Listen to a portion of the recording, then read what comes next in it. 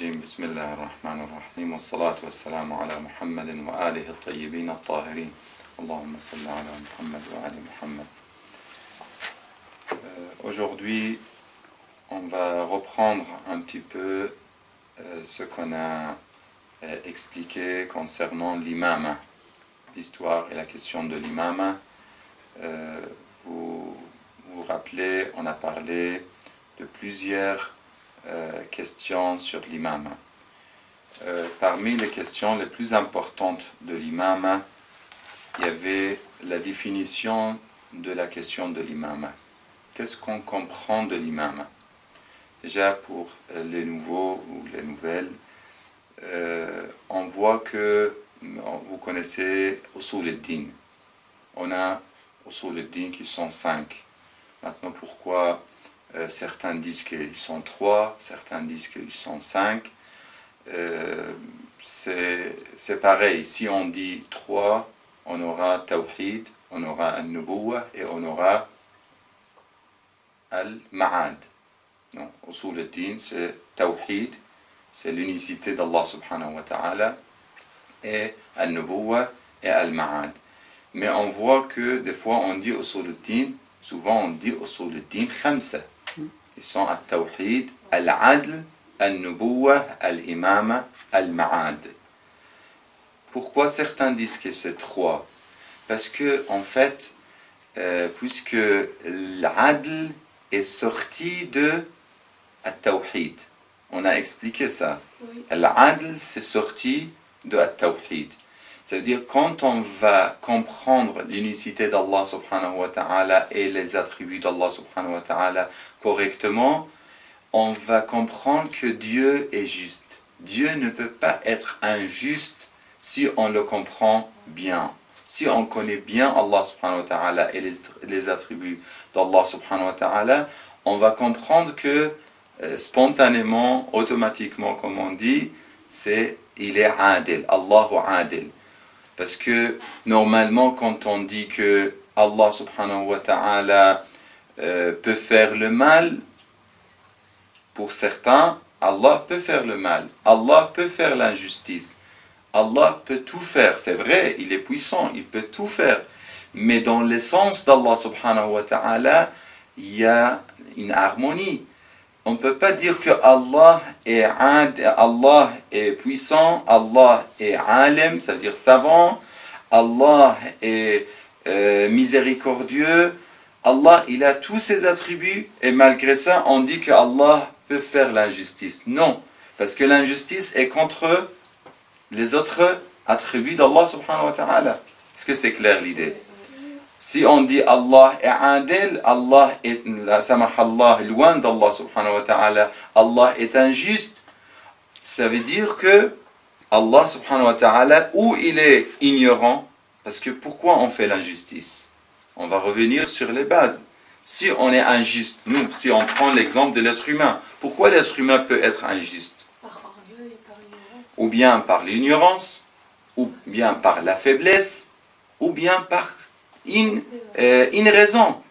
L'injustice ne vient pas comme ça, parce que la nature de l'être humain cherche la beauté, cherche la bonté.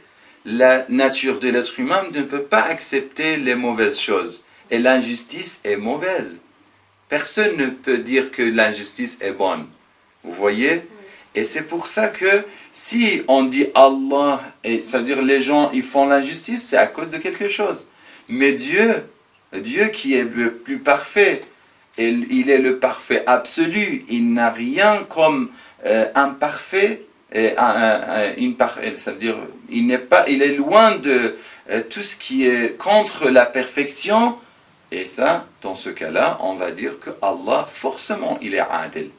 Il ne peut pas être autre chose. Ce n'est pas le manque de puissance, mais c'est dans l'essence d'Allah, c'est la nature. On ne va pas dire la nature d'Allah parce que Allah n'a pas, on ne va pas parler de la nature d'Allah, mais l'essence d'Allah. On dit par Zatullah, on parle de Zat. Zatullah ne peut pas avoir tout ce qui est mauvais. Parmi les questions mauvaises, c'est l'injustice. Est-ce que c'est clair? Ça, c'est une question. C'est-à-dire, quand on parle de Allah, de Tawhid, forcément on est en train de parler de justice. Quand on va connaître Allah et l'unicité d'Allah, c'est dedans. C'est déjà dedans la question de al-adl et la justice. Quand on parle de question de nubuwa, maintenant parce qu'on est en train de parler de l'imam. Quand on parle de l'imam, l'imam, c'est qui l'imam? C'est la personne qui va prendre la place du prophète sallallahu alayhi wa sallam. N'est-ce pas? Ici, je dois réexpliquer pour la sœur qu'elle vient de venir aujourd'hui. On voit que dans la question de l'imam, les rôles de l'imam, normalement, quel rôle a l'imam? Avant de partir sur l'imam, les rôles de prophète. Les prophètes ont plusieurs rôles. Vous pouvez nous citer? L'intermédiaire. Non, il transmet les messages, pardon. Transmetteur de messages, exactement. Il transmet Les messages. le message d'Allah subhanahu wa ta'ala. La première chose, il transmet le message d'Allah subhanahu wa ta'ala. Deuxième chose, il a plusieurs rôles. Et surtout, on a vu ça dans le Coran. On a vu les versets qui parlent des rôles du prophète sallallahu alayhi wa sallam. Qui est Mubashir, il donne les bonnes nouvelles. Nadir, il dit aux gens d'avoir, ça veut dire de prendre les précautions pour ne pas être la samahallah dans les châtiments d'Allah subhanahu wa ta'ala, de ne pas avoir le châtiment d'Allah subhanahu wa ta'ala. Nadir. On a aussi da'iyan ilallah. Il est prédicateur. Il invite les gens vers Allah subhanahu wa ta'ala. Da'iyan ilallah. Il est hadi. Il est le guide.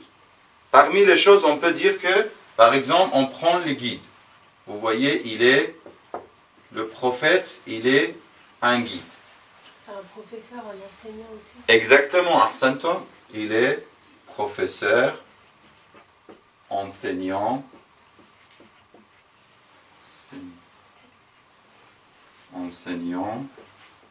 et ainsi de suite. Et intermédiaire. Il est intermédiaire, ahsantum.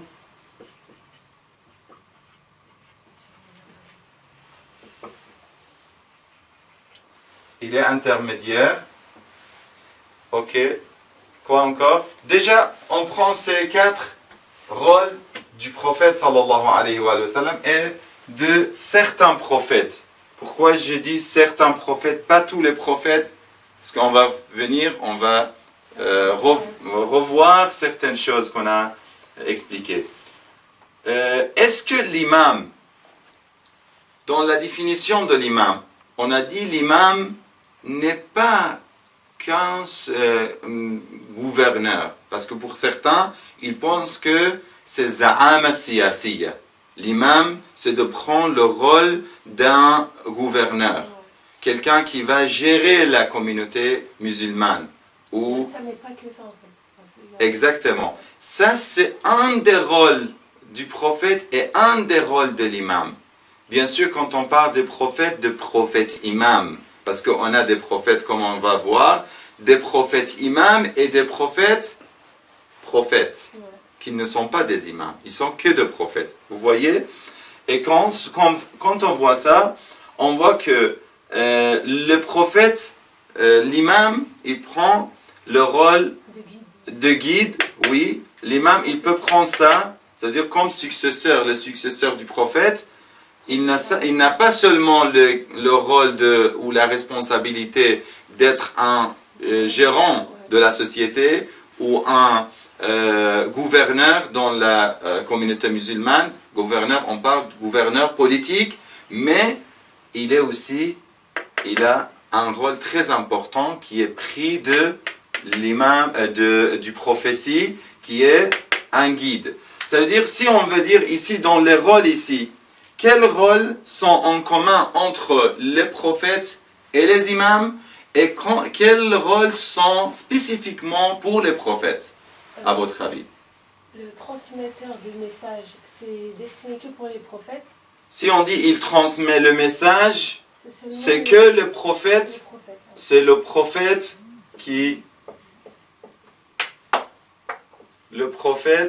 qui transmet le message, n'est-ce pas? Ouais. Intermédiaire pareil. Le guide, Le guide, c'est imam et prophète. les deux, Oui. et l'imam, exactement, c'est correct, et les deux. On va dire les deux. On va dire les deux. Après, on a professeur enseignant, Les deux aussi. les deux aussi. Les deux aussi. Intermédiaire, Les deux. les deux aussi. Ça veut dire on a tous les rôles sont en commun entre le prophète et l'imam. Tous les rôles, sauf dans un rôle qui est le messager. Un prophète, il transmet le message d'Allah. Ou il reçoit la révélation autant qu'un prophète. Sinon, on a dit que l'imam alayhi salam aussi, il a une relation directe avec la divinité, avec Allah subhanahu wa ta'ala. Et c'est grâce à ça qu'on peut savoir que lui, il est infaillible. On peut être sûr que ce qu'il nous dit, c'est correct. Si il nous parle des choses et après on sait qu'il n'a rien à voir avec la divinité, il ne sera pas le successeur du prophète. Oui. Comme les hadiths Qudsi par exemple, quand ils ont des hadiths mais révélés par Allah. Les imams aussi ils peuvent. Oui, pas seulement l'imam. On a vu ensemble avec les autres frères, vous n'étiez pas présentes, avec les frères, on a vu que on a étudié ensemble le mot wahi dans les commentaires du Coran et aussi dans les livres de dictionnaires importants comme Lisan al-Arab. Il y a un dictionnaire très important dans la langue arabe qui s'appelle Lisan al-Arab de Ibn Manzour. On a étudié et on a approfondi cette question de mot wahi. Le mot wahi, quand on parle de wahi, que c'est écrit comme ça, wahi, vous voyez, wahi, ou bien en arabe, on écrit ce mot-là,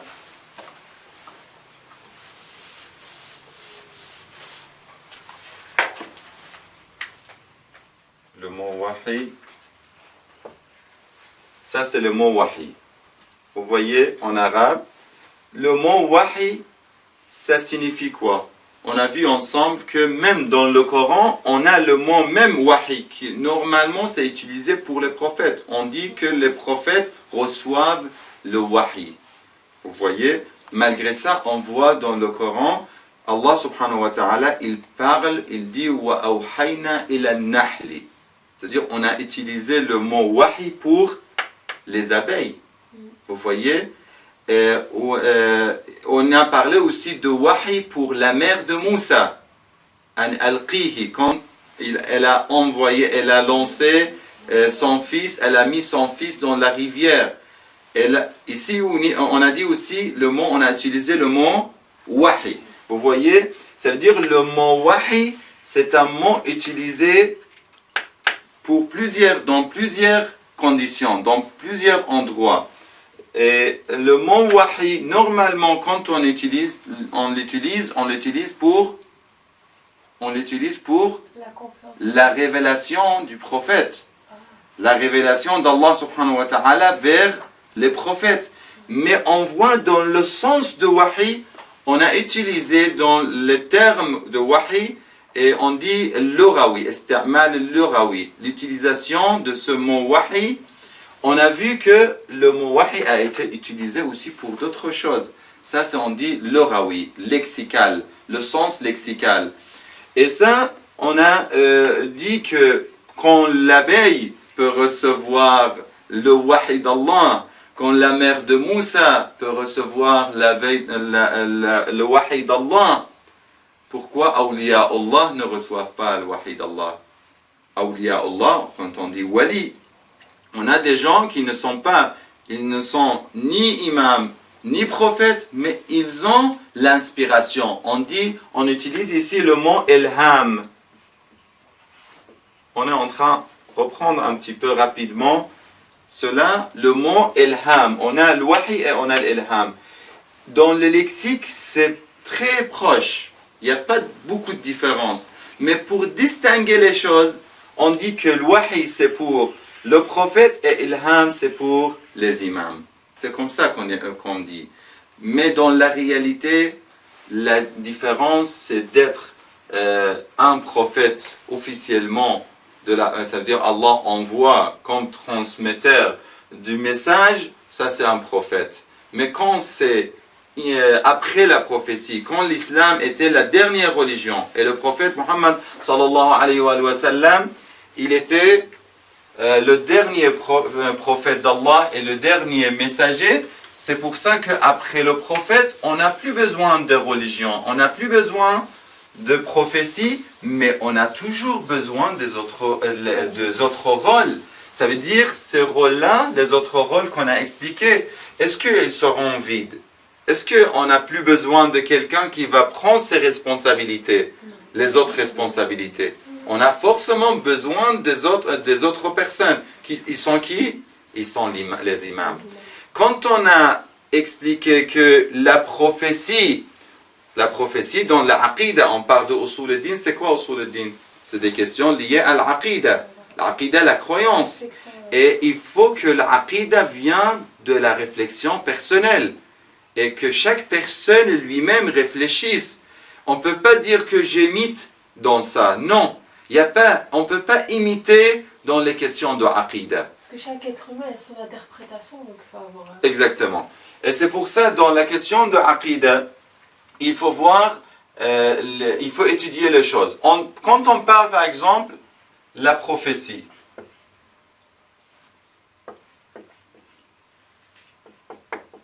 La prophétie d'Allah subhanahu, la prophétie qui est un des piliers de din, n'est-ce pas? Oui. Un de usul al-din c'est an-nubuwa. On dit an-nubuwa. Ici on écrit an-nubuwa.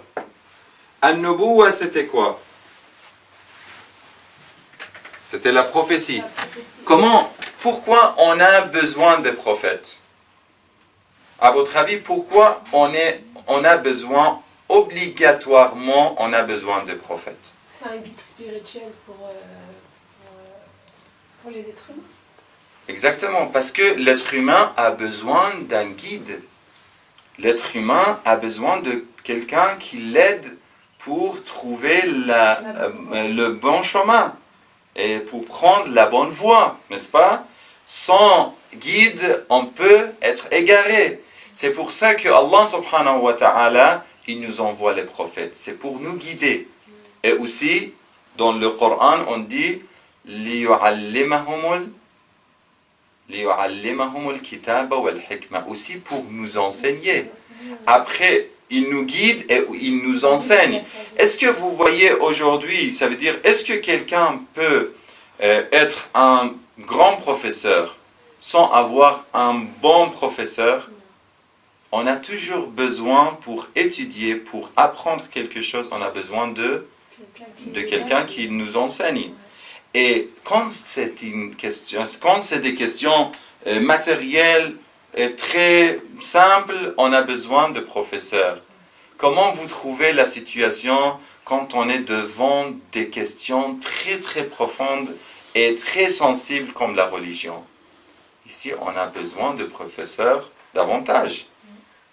Ici, on ne peut pas dire que... Il y a des gens, peut-être, ils disent que, ok, c'est bon, après le prophète, sallallahu alayhi wa sallam, et après le Coran, on n'a plus besoin de ça. Parce qu'on a le Coran. Il y a certains qui, peut-être, ils pensent ainsi, non? Il y en a certains qui se basent selon le Coran, mais ils pensent que ça leur suffit. Mais en fait, même le tafsir, il faut le comprendre. Exactement, exactement. Parce que même le tafsir, qui va nous expliquer le livre? Même dans les écoles, même si on a les meilleurs livres à l'école, est-ce que sans professeur, un bon professeur, on peut comprendre?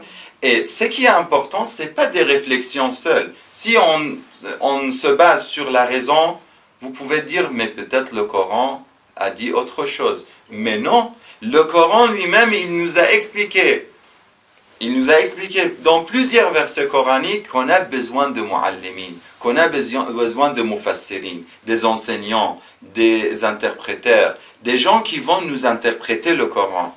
Pourquoi? C'est vrai, le Coran est clair et c'est écrit en arabe, mais il y a des questions très profondes. Sans professeur, on ne peut pas profiter du Coran assez. On ne peut pas tout savoir. Il faut toujours. C'est pour ça que Rasulullah sallallahu alayhi wa sallam, il a dit Inni tarakun fikumul thaqalayn, deux thaqal.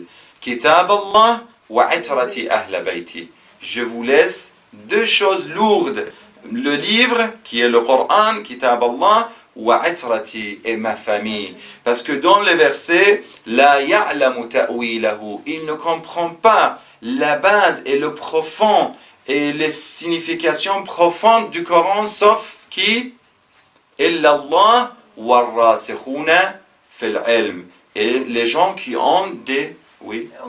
C'est pour ça que Ali a dit Salouni qabla an taqfiduni. Ahsantum, Salouni qabla an tafqiduni. Ali ibn Abi Talib alayhi salam, l'imam Ali alayhi salam, il a dit demandez-moi, parce que c'est pas n'importe qui peut nous expliquer ces genres de choses. Les imams, ils sont les meilleurs professeurs pour nous expliquer l'islam et le Coran. Et ça, c'est pour la question de la guidance et dans l'enseignement. On a aussi des autres questions, que le rôle de l'imam, c'est pas seulement d'enseigner, aussi on a dit d'être intermédiaire entre le ciel et la terre. Il est le représentant d'Allah subhanahu wa ta'ala. C'est ça, un des rôles de l'imam. Un des rôles de prophète était cela. Est-ce qu'on va dire que après la prophétie, on n'a plus besoin des représentants? Non. On a toujours besoin de représentants et ce sont les imams après le prophète. Ça veut dire tous les rôles. Oui, après j'ai une question. Non, vous posez directement. En fait, j'avais une vidéo à propos de Salouni, que comme quoi les sunnites ils disent que Imam Ali il a dit que demandez-moi avant que je parte. Donc pourquoi Imam Ali ne savait pas qu'après lui il y aura encore d'autres imams pour être les guides. Donc c'est quoi le... J'ai déjà entendu ça aussi. En fait, si vous avez des réponses à ça ou... Oui. Ahl al-Bayt, l'imam alayhi salam, comme par exemple, je vous donne un exemple. Comme le Rasulullah sallallahu alayhi wa sallam, il dit à l'imam Ali, par rapport à l'imam Ali, il dit Ana madinatul ilmi wa aliyun babuha. Je suis la cité de savoir et Ali on a la porte. N'est-ce pas? Ana madinatul ilmi wa aliyun babuha. L'imam Ali, il est la porte de cette ville et de cette cité. N'est-ce pas? Est-ce que cette citation, ce hadith, concerne seulement l'imam Ali? Non. Sa descendance aussi. Et chaque fois que Rasulullah sallallahu alayhi wa sallam, il parle de l'imam Ali, lui, il représente l'imam. L'imam Ali, quand il dit Salouni, qabla an tafqiduni, ça veut dire vous me demandez, ça ne veut pas dire que vous ne demandez pas aux imams après moi. Mais lui, il représente l'imam. À cet instant-là, à cet instant T, c'est lui. Mais après les imams, après lui, ça veut dire, il veut dire demandez-moi et les gens comme moi, et les imams comme moi, qui sont mes enfants, qui sont les imams après lui. Vous voyez? Parce qu'ils ont reçu science après science.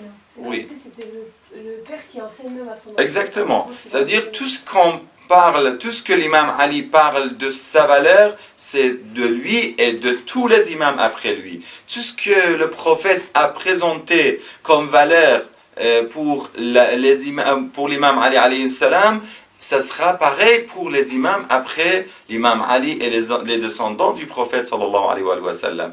Parce que lui, il représente l'imam. Et ici, justement, on est en train de parler de l'imam. Et l'imam, elle représente tous ces rôles du prophète. Ce qui est le plus important. Quand on parle là-bas, on a dit de la prophétie.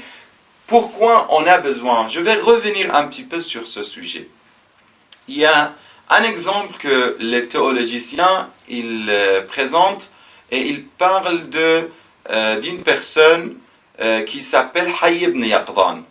Hayy ibn Yaqdhan, une personne qui était dans une île, seul et isolé. Il était seul dans cette île, mais il est arrivé à la croyance grâce à ses réflexions. Ça veut dire que l'être humain, dans sa nature première, il est proche d'Allah subhanahu wa ta'ala. Il cherche Allah subhanahu wa ta'ala. Moi, j'ai développé un petit peu cette histoire et cette imagination.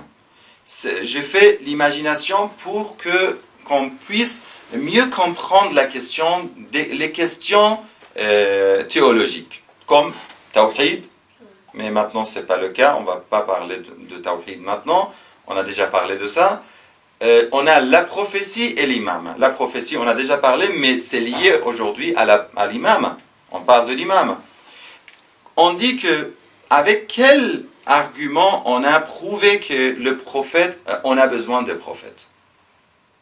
Déjà, qu'est-ce que vous pensez? Pourquoi on a besoin du prophète? On a dit qu'on a besoin du prophète parce qu'on a besoin de guide. On a besoin du prophète parce qu'on a besoin de professeurs. On a besoin de prophètes parce qu'on a besoin d'enseignants. Vous voyez? On a besoin du prophète, on a besoin de quelqu'un qui nous conseille, qui nous donne les nouvelles et qui transmet des enseignements. Tout ça, on a besoin du prophète. Pour tous ces... Exactement. Quelqu'un qui va unir les gens. Oui. Tout ça, c'est un rôle un peu, comment dire, de cette vie. Et un peu de dunya, qui est lié à dunya, mais dunya pour l'akhira. Mais ça aussi, c'est important. On a dit gouverneur. Quelqu'un qui va gouverner au nom d'Allah subhanahu wa ta'ala. Tout ça, c'est, quand on parle de prophètes, on parle de prophètes, mais bien sûr, on a deux genres de prophètes. Ici, avant de continuer, on a des prophètes qui sont que des prophètes. Ils ne sont pas des prophètes et imams. Parce qu'on a l'imam, l'imam, ce n'est pas seulement lié à la question de l'imam, les imams après le prophète. On a des imams même avant le prophète Muhammad sallallahu alayhi wa sallam. Le prophète lui-même, il était et prophète et imam. C'est pour ça qu'on a deux rangs. Ici, pour démontrer la question, on a deux rangs. Si on considère ce rang pour l'imam, les imams, ici, ce rang, c'est le prophète.